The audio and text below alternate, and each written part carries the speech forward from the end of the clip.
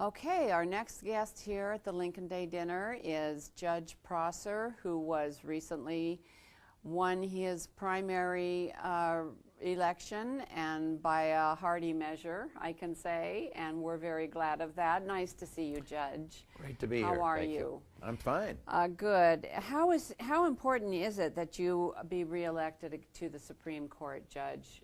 Tell us about that. Well, in the first place, if I am not reelected, I'll be out of work. Well, so we wouldn't want that no, to happen. So no, I think beyond that. Beyond that, yes. I think beyond that, I've served on the court for 12 years. I've been a stabilizing source on the court, often the person who is turned to try to compromise differences between different factions of the court.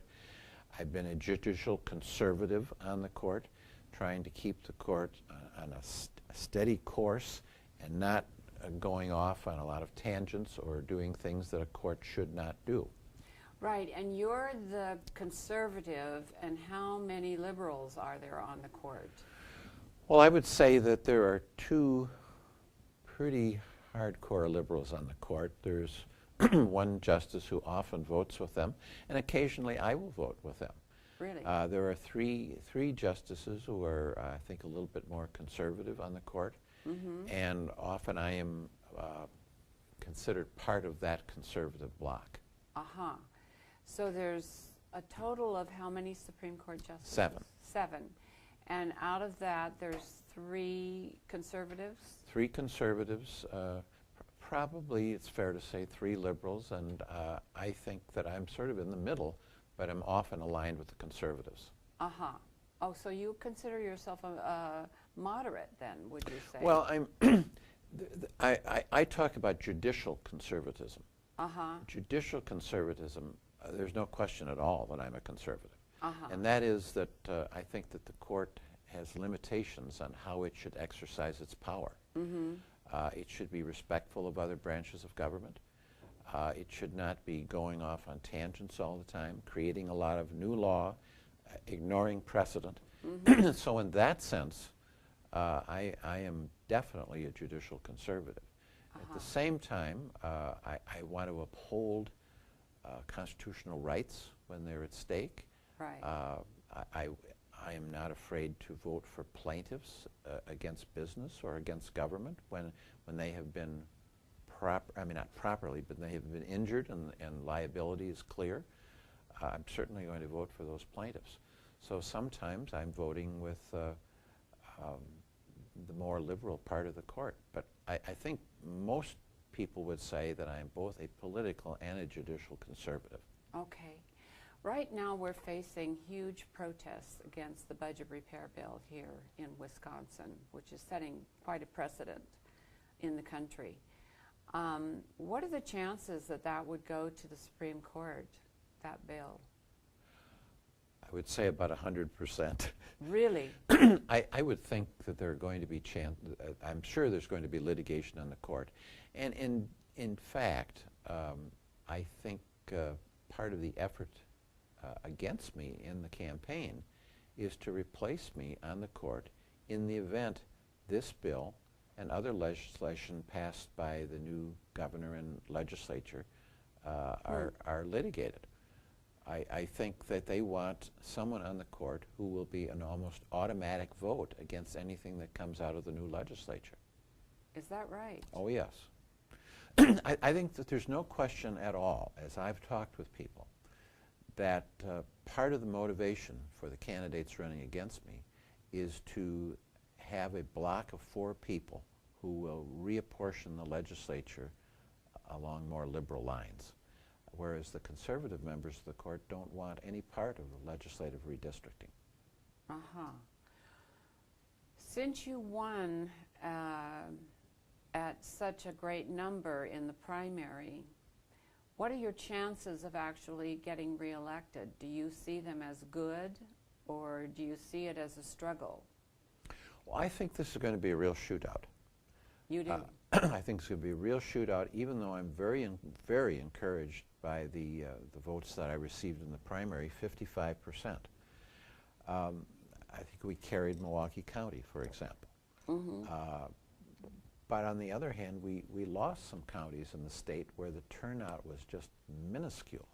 The real issue in the campaign, after the last legislature changed the law affecting Supreme Court races, is will I have the money that is necessary to effectively communicate my record and the issues in the campaign to all of the state.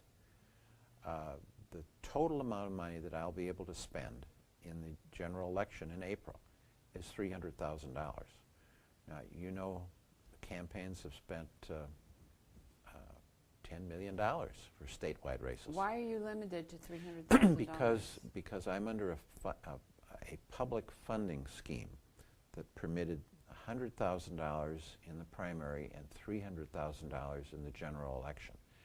And the reason I'm under that is I was practically forced to go into it with a gun at my head. And the reason for that is that the contribution limits for people who are not in the system have been radically reduced and are much lower than any other statewide candidate or any statewide race. And secondly, there is a plan that says if you are under public funding, you raise, or excuse me, if you're not under public funding and you raise more money than the candidates who are under public funding, the state will just give more money to those candidates. So there's no incentive whatsoever to be outside the system. In fact, there's a strong disincentive. There are other factors as well. So I really don't think I had a choice. And I thought, as a practical matter, A, I want to abide by the rules passed by the legislature. And second, if I didn't play by the rules, I would be severely criticized.